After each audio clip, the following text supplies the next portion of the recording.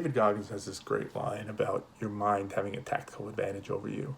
And I really like that line because I think it rings so true. And what he means by it, I believe, is, you know, your mind knows all your fears, your insecurities. It knows how your mind works. It knows how you run your math on decisions and what you are afraid of or willing to do or not willing to do. So it always has an advantage, right? It has an ability to manipulate that because it knows all those truths about you. A stupid example is, if you say, hey, I want to get in shape, I'm going to start working out. I aspire to do that. But your mind's thinking, like, nah, it sounds terrible. I'd rather just relax on the couch. It's not something you really want to do.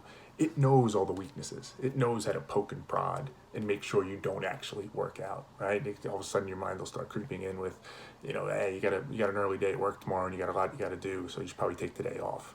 Or, I've been feeling a little under the weather. Maybe I'll take some time off. Or, it would be better if I waited 3 months until the spring and then I start doing it. All these little things that it knows once you process that into your calculation, you're going to say, I'm not going to work out. So really interesting, kind of insightful concept to me that your mind has that tactical advantage. And you follow that path and you say there's so much going on in your mind that, as we talk about all the time, that you perhaps aren't aware of. And a lot of stuff we intentionally aren't aware of, right? We bury it deep. We put it in the mud, as I would say, and we protect ourselves from it. We don't even want to entertain it, right? We don't even want to know if there's something going on there that our mind's aware of that we're not.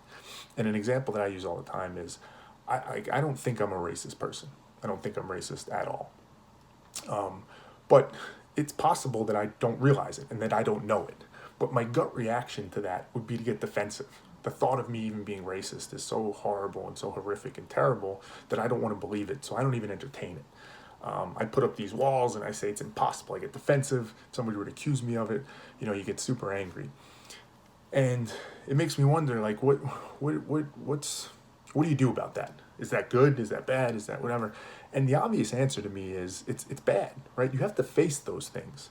These things your mind might know, these inconvenient truths, as I often call them.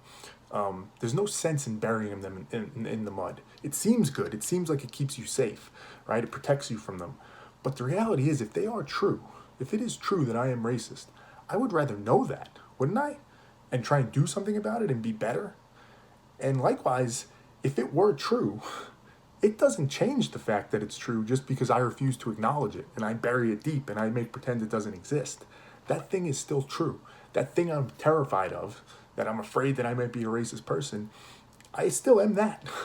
I just have convinced myself or told myself that I'm not, right? And buried it away and I refuse to entertain it or even think about it.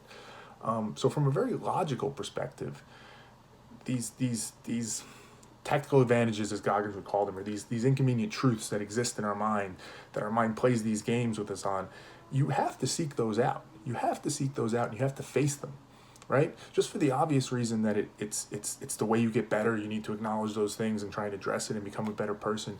But again, more importantly, just logically, if the reason you do that, if the reason you put up all those walls and all those defenses, the idea that you might be racist, is because you think it's so horrific if it were true, well, the walls don't do anything. It's going to be true regardless. So you have to face it. You have to know it and you have to face it. And to me, that's a really important concept when it comes to the idea of like certainty that we talk about so much. And I talk to people and they're so certain that this politician's bad or this thing's bad or this social issue is bad or whatever it is, right? And it comes back to the idea of why are you so defensive and certain about it, right? Why do you feel like you have to protect that at all costs? If it were true that that person wasn't bad, if it were true that the country is really racist, whatever the thing is, wouldn't you rather know that? And likewise, the other way, if it were true that the country isn't racist, isn't that great news? That's what you'd rather know? Now, it's a whole path to get to that and actually come to that conclusion. But the idea is, by us making pretend that we have some power that we don't, that if we just pretend it doesn't exist, or if we just build this, castle to protect ourselves from it, that somehow that changes the fact if it's true or not, makes no sense. So face those inconvenient truths, right? Don't give your mind the tactical advantage because it's going to be true whether you admit it or not.